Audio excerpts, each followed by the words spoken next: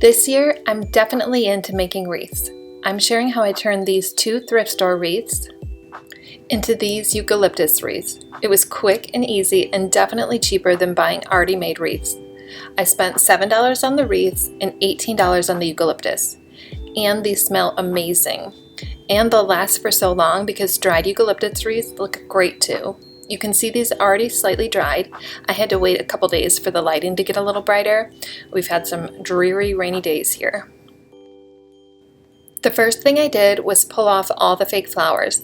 Thankfully, these were all just stuck in and nothing was glued.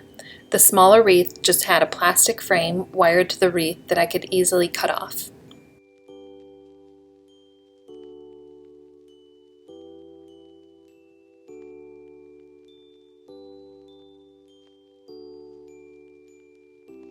I wanted this to be super easy, so I was going to just stick my eucalyptus branches into the grapevine and not use any glue or wire if I could help it. I cut the eucalyptus into smaller pieces and just started sticking them in. I would occasionally lift up the wreath and give it a gentle shake to make sure things were really sticking.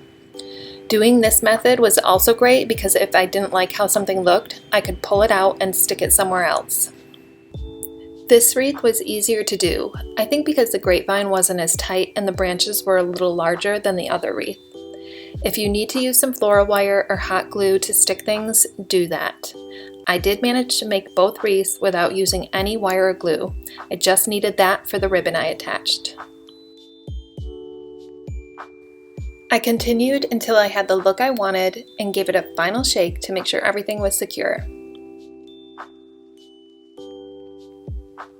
For this wreath, I decided to just do a simple ribbon loop to hang it from. The other wreath did have a hanger on it, so I added a bow made from ribbon to that one. And that's it. For just about $25, I have 2 beautiful, amazing smelling wreaths.